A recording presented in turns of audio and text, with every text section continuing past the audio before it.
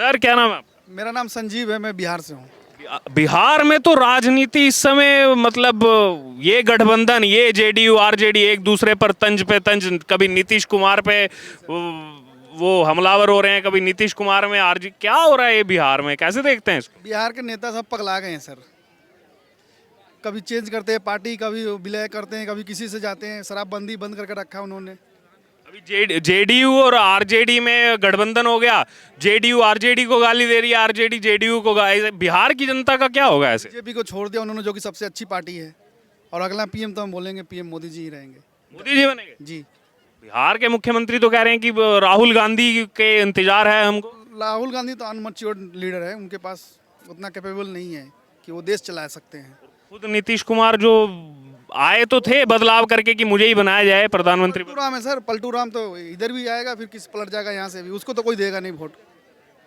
अच्छा, एक गठबंधन में इस समय जो खबरें सामने आ रही हैं, एक दूसरे पे आरजेडी के नेता तो नीतीश कुमार को भिखारी तक बता दे रहे हैं, गठबंधन में भी हैं, तो क्या लग रहा है बिहार में समीकरण कुछ बदलेगा आने वाले समय? बदलेगा सर, अभी अगली बार बीजेपी ही आएगी। बीजेपी फुल बहुमत से? फुल बहुमत से सर। ठीक है, कहाँ के रहने वाले हैं? दिल्ली के। दिल्ली के रहने वाले हैं। पीएम किसको देखना चाह रहे हैं? केजरीवाल को। केजरीवाल बनना चाहिए। हाँ जी। सीटें निकाल लेंगे केजरीवाल? निकालेंगे जी। कहाँ कहाँ से? अपने देश से तो निकालनी चाहिए सर। खाली दिल्ली से निकाल के तो काम नहीं चलेगा, 272 तो चाहिए। देश से कहा है जी। देश से निकल जाएंगी? निकलेंगी जी जरूर। जमानत जब्त हो गई हिमाचल में, गुजरात में 182 पे बहुत जोर लगाया, 5 सीटें आई हैं। कोई बात नहीं जी, आगे बनेंगे। सर क्या नाम है? दिनेश कुमार जी, कहाँ के रहने वाले दिनेश जी? डिस्ट्रिक्ट जींद हरियाणा। हरियाणा के रहे? अरे हरियाणा वाले बहुत आए हैं आज घूमने। राहुल गांधी हरियाणा पहुंच रहे हैं, हरियाणा वाले यहाँ। फुल सपोर्ट है जी, फुल सपोर्ट है जी राहुल किसको? राहुल गांधी को फुल सपोर्ट है जी। क्या बन जाएंगे प्रधानमंत्री? प्रधानमंत्री तो नहीं कह सकता, लेकिन वो चल रहे हैं ना, वो ठीक है। वो ठीक है, प्रधानमंत्री कौन बनना चाहिए? प्रधानमंत्री तो वो देखो, उनकी जो खड़गे साहब है वो देखो उनको क्या मतलब उनका रहता है ना। आप किसको देखना चाह रहे हो, पीएम कौन बने? पीएम तो इनकी पार्टी में तो कोई पीएम नहीं बनेगा, बाहर का कोई बनेगा। देखो बनेगा कांग्रेस का ही, लेकिन बाहर का बनेगा। कांग्रेस के परिवार में से, सोनिया गांधी परिवार में से कोई नहीं बनेगा, मुझे पता। सारे नेता कह रहे हैं राहुल गांधी को बना। नहीं नहीं, वो चल रहा है प्रधानमंत्री के लिए, नहीं चल रहा वो भारत जोड़ रहा है और भारत जुड़ रहा है। आपस में कांग्रेस में फूट पड़ जाए, उसका फायदा तो बीजेपी नहीं है, फूट नहीं है, फूट नहीं है। कौन नेता कैपेबल लग रहा है, नाम बता दीजिए। कैपेबल तो बहुत सारे नेता हैं, जैसे मान के चलो अपना अशोक गहलोत तो मुख्यमंत्री है ना। सर क्या नाम है आपका? संजीत। संजीत कहाँ के रहने वाले हैं? यूपी से ही। यूपी के रहने वाले? यूपी में कहाँ के रहने वाले? यूपी में प्रयागराज। प्रयागराज, क्या बात है, संगम की नगरी। किसको देखना चाह रहे हैं पीएम? मोदी रहे हैं, बट क्या तो कुछ उनसे और भी आशाएं हैं। बिल्कुल बताइए बताइए। एक्चुअली सब कुछ इंफ्रास्ट्रक्चर उन्होंने नो डाउट बहुत डेवलपमेंट किया है, बट क्या हम इंफ्रास्ट्रक्चर के लायक बन पाए वैसा आप कुछ कर नहीं रहे हो। अल्टीमेटली मेरा बात है कि जॉब पे आप जॉब क्राइसिस हो रही, हर जगह अनएम्प्लॉयमेंट है, उसके रिगार्डिंग आप कुछ भी नहीं बोल रही गवर्नमेंट कि चलो ठीक है हम इसके रिगार्डिंग कुछ कर रहे हैं, मगर उस पर कुछ नहीं बोलना है गवर्नमेंट को।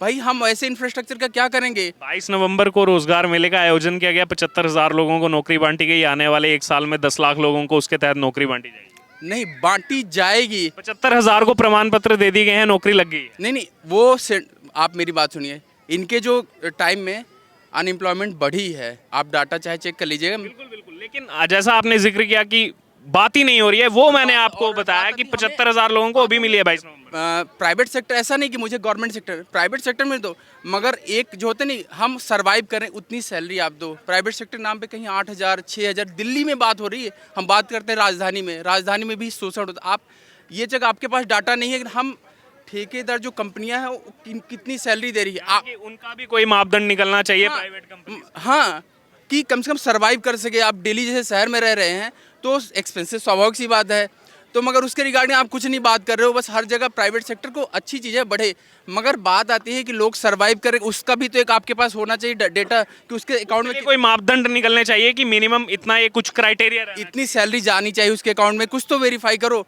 मगर नहीं, आप कॉन्ट्रैक्ट दे रहे हो, उसके बाद दुनिया बस क्या होता है कुछ चीज़ों को देखती चकाचौंध हो रहा है, इंडिया गेट चकाचक हो गया है, बट उसके पीछे का जो उसके स्टाफ्स हैं उसके बारे में कोई नहीं बात करना चाहता है। देखिए अच्छा लग रहा है, पिछले बहुत अच्छा लग रहा है, मगर जो पीछे बैकग्राउंड स्टाफ काम करते हैं ना, उनसे आप कभी रियलिटी चेक करोगे ना तो डिफरेंट कुछ बताएंगे। उनसे ऐसा नहीं कि पार्टी वाइज, मैं पार्टी वाइज नहीं, इन्होंने बहुत काम किया है, मतलब होता ना काम के मामले में मैं बोल ही नहीं सकता इनके, चाहे सड़कें हों सबको, मगर बात आती है चाहे जो भी हो, आपने सड़कें बनाई हैं, सब कुछ बने, मगर उसके लायक हमें तो बनाओ, हम उस सड़कों पे चल सके, हम उस वंदे भारत में चढ़ सके। मगर वंदे भारत का आपने सुना आज का क्या इंसिडेंट हुआ?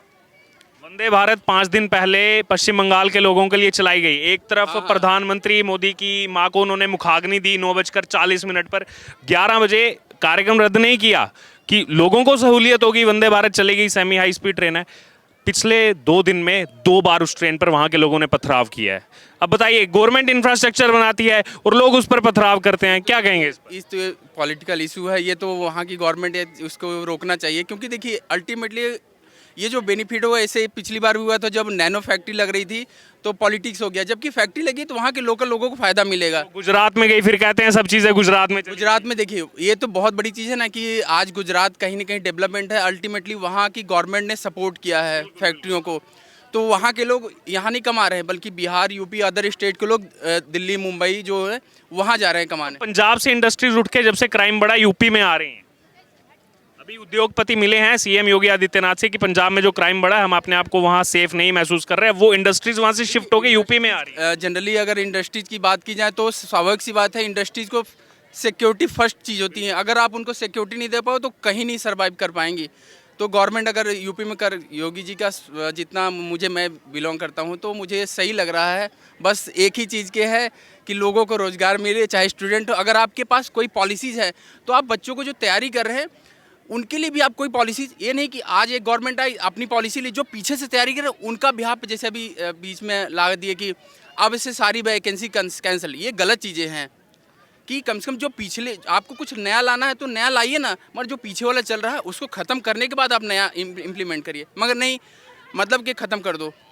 भाई अल्टीमेटली हम बात आती है कि जो हमारा देश के जो होता है ना इनकम बढ़ रही है, पर कैपिटा इनकम, बट क्या होता है एक आदमी जो होता है ना पर्सनली किसी एक आदमी की देखा जाए तो कम है, क्योंकि उद्योगपतियों का इनकम लेके हम तो बहुत ज़्यादा इनकम हमारी देश की है, तो वही होता है, एक बात आती है कि इनके रोजगार पे ध्यान दे बस। क्या नाम है आपका? मेरा नाम रोहित पाल, मैं प्रतापगढ़ से। प्रतापगढ़ से, हाँ जी बताइए। सर शिक्षा के बारे में जैसे बोल रहे हैं सर, तो बड़े बच्चों को तो मान लो शिक्षा सारी उपलब्ध हो जाती है, बेसिक शिक्षा पे विशेष ध्यान दिया जाए। जैसे 950 रुपये में पढ़ते थे, आज 3900 में मतलब फीस हो गई है, वो ऐसे बच्चे पीछे होते जाएंगे, इसके लिए सरकार को विशेष ध्यान दे। इसके लिए बड़ा मुद्दा वहाँ का छात्र संघ चुनाव, जो हर जगह का जो छात्र संघ चुनाव रुक गया कोरोना के बाद, ये भी एक बड़ा अहम जो है मुद्दा है, क्योंकि छात्र संघ के होने से बहुत ज़्यादा फर्क पड़ता है, बहुत ज़्यादा बदलाव आता है, कहीं ना कहीं विश्वविद्यालय प्रशासन पर वो दबाव बना रहता है। तो छात्र संघ चुनाव मेरे ख्याल से वो अगर हो जाए तो काफ़ी चीज़ें बेहतर हो। छात्र चुनाव हो जाने से सर ये फ़ायदा रहता है कि जैसे जब बच्चे अपने जो सही स्टूडेंट रहता है उसको चुन के अपना अध्यक्ष चुन लेते हैं, तो समय समय पे फीस बढ़ती है तो उस पर विरोध करता है, बच्चे की हॉस्टल फीस बढ़ती है तो उस पर विरोध करता है, वो समय समय पे सब बच्चों को सुविधाएं उपलब्ध कराता है। ये इसलिए छात्र चुनाव बहुत अनिवार्य होता है, और इसमें और शासन जैसे यूनिवर्सिटी अध्यक्ष होता है, उनके दबाव भी वो बच्चे मिलकर बना लेते हैं। जैसे अब अध्यक्ष के इतने दिन से चुनाव नहीं हुआ तो जो मनमानी टीचर और जो प्रशासन सब तानाशाही कर रहे हैं बच्चों के ऊपर, जैसे कि वो विद्यार्थी नहीं लुटेरे और डाकू हों, तो ऐसी व्यवस्थाओं पे सरकार को विशेष ध्यान दीजिए। सबसे पहले देहात एरिया में जैसे गाँव में सबसे ज़्यादा विशेष बेसिक पढ़ाई पे विशेष, जैसे प्राइमरी समय से कुछ बदलाव देखने को मिला आपको, यहाँ बिल्कुल जीरो ही है? सिटी में सर, सिटी में तो दिख रहा है, लेकिन देहात एरियो में बच्चों को जैसे प्राइमरी स्कूल हो गए, आंगनबाड़ी हो गई, ये सर फ्लॉप होते जा रहे हैं नीचे स्तर से, और सरकारी अस्पतालों की सुविधाएं भी बहुत गड़बड़ हो जा रहे हैं देहात की, जैसे कि अब जैसे सब प्राइवेट संस्था में कन्वर्ट की जा रहे हैं सर। इससे जैसे 1 करोड़ गरीब जनता है, तो अगर 1 रुपये में इलाज करने वाला अगर वो प्राइवेट में कन्वर्ट की जाएगी तो 1 करोड़ जनता कहाँ जाएगी? 1 करोड़ बच्चे विद्यालय में, जैसे बहुत सारे प्राइमरी विद्यालय इसमें इस स्थिति पे आ गए हैं, खंडर हो गए हैं कि बंद होने कगार हैं। 50 बच्चे 25 बच्चे हैं, टीचर की कोई समय की टाइमिंग नहीं है। इससे अगर बच्चे का देहात एरिया के बेस बच्चे की नहीं मजबूत होगी तो यूनिवर्सिटी कैसे पहुंचेगा? और यूनिवर्सिटी पहुंच भी रहा था सर, ये 400% फीस वृद्धि है स्टूडेंट के लिए सबसे बड़ा मुद्दा है और स्टूडेंट कहते हैं कि युवा हमारे देश के भविष्य हैं। अगर आप युवा के साथ ही खिलवाड़ करेंगे तो हमारा देश कैसे विकास करेगा। सर क्या नाम है आपका? अविनाश मिश्रा। कहाँ के रहने वाले हैं? मैं बिहार। बिहार की राजनीति में सर क्या बताएंगे, क्या चल रहा है इस समय? आरजेडी जेडीयू का गठबंधन होता है, आरजेडी जेडीयू को गाली दे रही है, जेडीयू आरजेडी को गाली। नीतीश कुमार जो हैं वो बहुत अवसरवादी राजनीति करते हैं। जब तक वो भाजपा के साथ थे बिल्कुल बिहार में सही शासन व्यवस्था थी। जब से ये लालू के साथ मिल गए तो लालू का ट्रैक रिकॉर्ड आपको पता ही है कितना खराब है, जंगल राज की पुनरावृत्ति हो रही है। तो मैं ये कहना चाहूँगा कि ये फिर दोबारा रिपीट नहीं कर पाएंगे और नीतीश कुमार की राजनीति बिल्कुल ख़त्म हो गई है। आरजेडी के जो विधायक हैं, सरकार में आरजेडी और जेडीयू दोनों है, वही नीतीश कुमार को कह रहे हैं ये तो देखो ये तो भिखमंगे हैं और ये शासन में बने हुए लोग कर रहे हैं। बिहार की जनता कैसे देखेगी इसको? नेचुरल अलायंस है इनका, ये कभी से कभी भी इनके बीच जो है रियल अलायंस रहा ही नहीं। बस ये मतलब अपॉर्चुनिस्टिक हैं ये नीतीश कुमार, ये बहुत बड़े अपॉर्चुनिस्टिक हैं और ये पीएम का ख्वाब देख रहे हैं। ये तो कभी अपने बदौलत एक सीट भी नहीं जीत सकते। इनकी सिचुएशन इतनी ख़राब है, अगर ग्राउंड रियलिटी देखा जाए तो इनकी स्थिति बहुत ही ज़्यादा ख़राब है और ये अपने आप को रीइस्टेब्लिश करने की कोशिश कर रहे हैं और ये कभी इसमें सक्सेसफुल नहीं होंगे। मोदी का कोई जवाब नहीं। ये जो गठबंधन तोड़ा गया था बीजेपी से, आरजेडी से आया था, उसके पीछे मकसद यही था कि 2024 में अपने आप को विपक्ष का उम्मीदवार देख रहे। जैसा 2013 में एनडीए विपक्ष में थी, उस समय इन्होंने एनडीए से कहा था कि मुझे टिकट दे दीजिए, फिर इनको लगा मुझे राष्ट्रपति बना दिया जाए, उपराष्ट्रपति बना दिया जाए। अब प्रधानमंत्री बनने के लिए इन्होंने सब जगहों का दौरा किया, वहां से आए और अब कह रहे हैं कि हम तो राहुल गांधी के मैसेज का वेट कर रहे हैं। जी, ये मैंने कहा ना कि ये अपने आप को प्रधानमंत्री के दौर में समझते हैं, लेकिन ये कभी पॉसिबल ही नहीं है। ये बिहार में ही बुरी तरह से हारेंगे और आने वाले लोकसभा जो इलेक्शन होने लोकसभा इलेक्शन जो 24 में आना है, इनका सफाया हो जाएगा और वहाँ पे भाजपा 40 की 40 सीटें जीतेंगी।